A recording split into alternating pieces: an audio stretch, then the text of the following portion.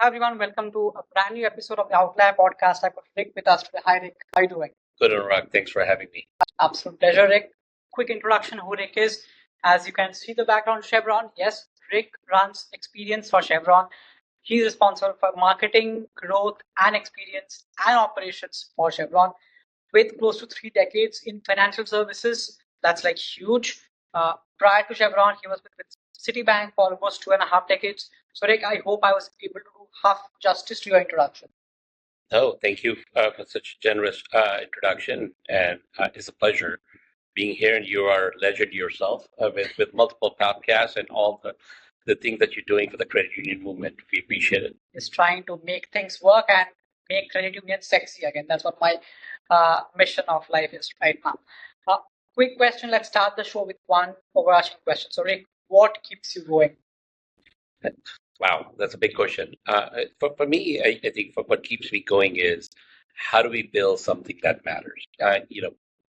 People that came before us with the credit union movement set up a lot of great foundation for us with the advancements in technology, with advancements on and the need for the financial education.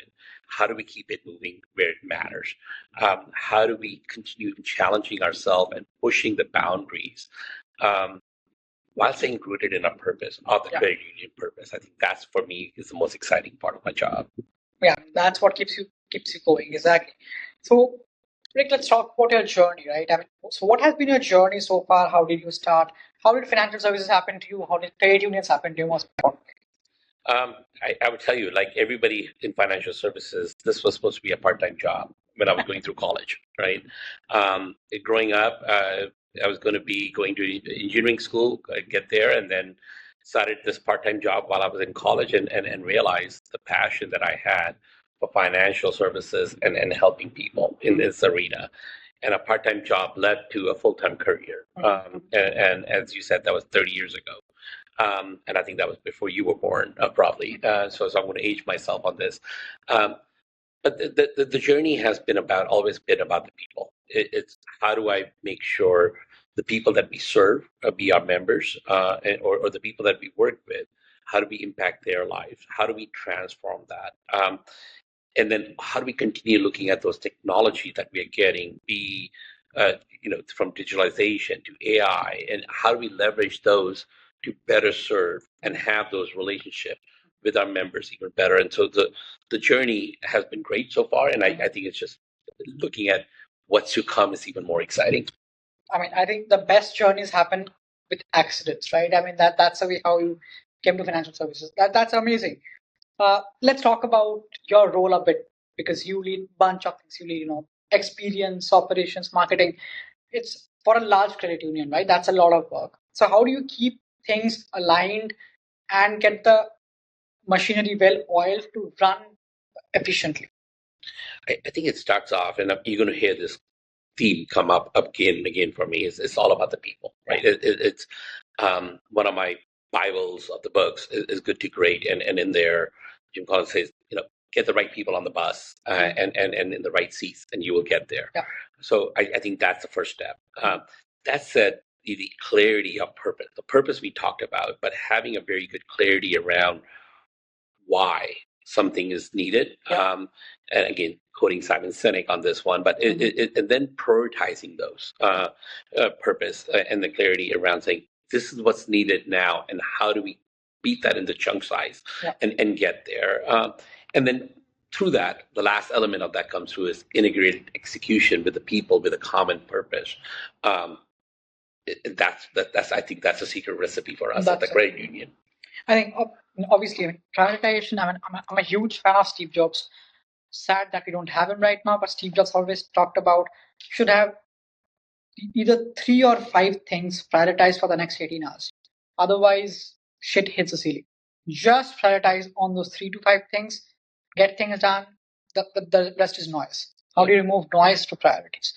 That's exactly what you're talking about. Interesting. Now let's talk about, me being a data scientist, I was love talking about measuring things, measuring impacts, right? So what is your current North Star, right, for member experience at Chevron? I think for me, the biggest thing, and our consumer demand it, is a frictionless relevance, right? It doesn't matter. It's not about the financial services on the part. They demand that from every interaction that they have. They want that information. Today's consumer wants the information now and on their fingertip, and they want the right information, and they want it relevant to them. So how do we provide that to them? Continuing with the purpose of be digital or be in the branches or be in the call center. How am I there for my members when they need us, how they need us, and serve them for what they need us for? Absolutely. Now let's go into a very debatable topic, right? A branch and digital. I mean, people hate me, love me for this conversation, but I do it very frequent, right? I mean, by the way, I'm not a fan of just having all digital because I still go to branches when things don't work out, right? So that's a survey by, I mean, I'm just forgetting who did the survey, but Gen Zs still prefer financial institutions that have physical footprints nearby where they live. And that's real. I did it myself. My question is talking about branch and digital. So, how do you prioritize investments in branch versus digital? I mean, how do you prioritize that? Should I open another new branch over there to serve that community, or should I invest more to get my digital experience more seamless? So I can go on probably for the rest of the podcast on this. For me, it's not a binary choice, right?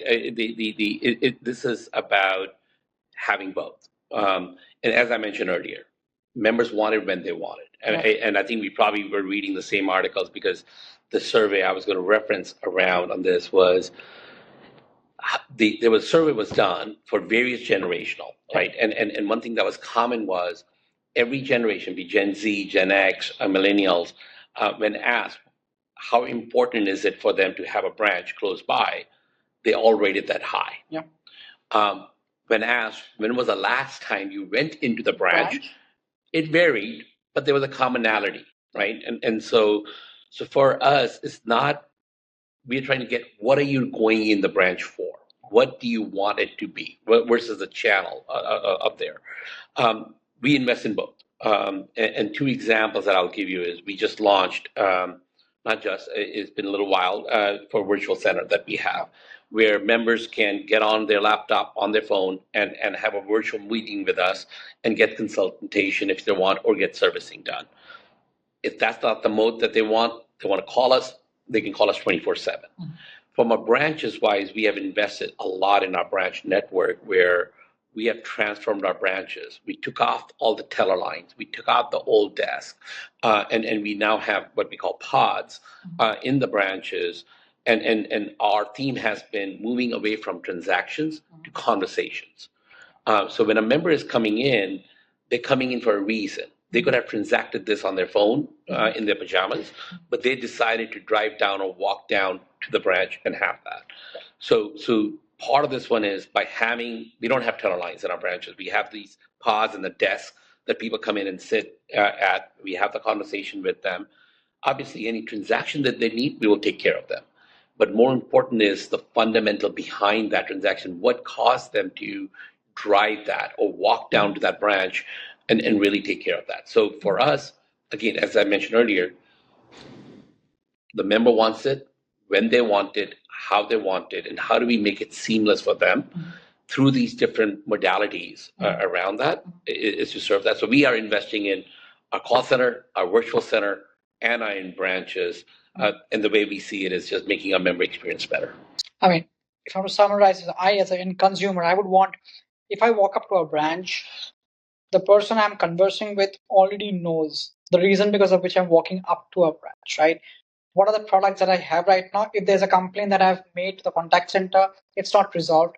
That should be priority one. That's the experience that I want as a consumer. But it's glad that you're investing across those avenues. That's amazing. Let's talk about member expectations right now. Obviously, what's changing fastest about member expectations today? I would say it's speed and personalization. Oh, absolutely. And I think today's consumer, and we talk about generational gaps kind of thing.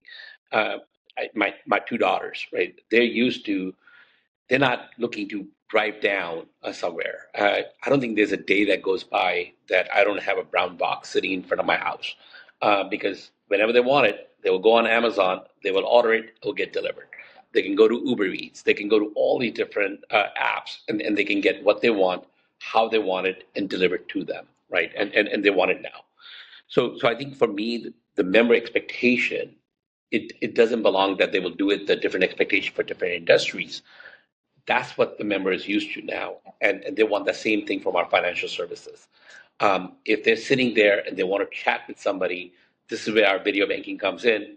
I can literally get on the phone and I can chat and have a very good detailed conversation with them or solve. And if I don't want to chat with anybody, I should have enough of the personalization on my mobile app or my online banking where a member can go on and self-serve themselves with what they want, and they can get that too right away.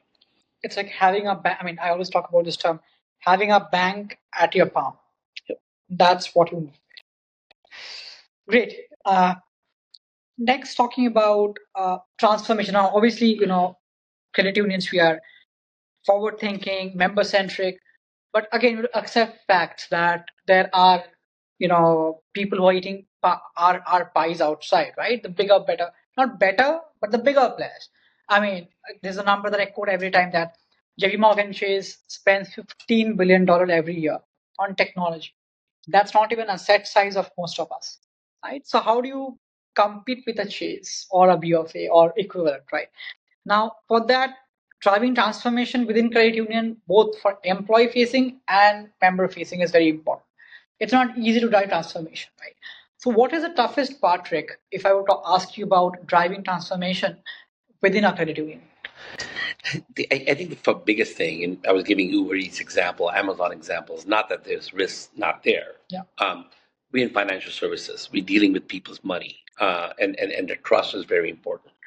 So the biggest part of the transformation is how do you get all the things that we want, the pace, the speed, and how do you balance that with the risk, right? And I always tell my team, we have to be right every time. The bad guys have to be right one time, right? And so how do you balance that risk? How do you transform yourself so that you can be convenient and you can be there for the members, but at the same time, how are you balancing that risk so that you're protecting the members' assets and you don't erode that trust? Because once that is gone, there's nothing more important than that. I mean, that's true, and it's not an easy job. It's pretty difficult, right? Being right every single time. That's pretty difficult.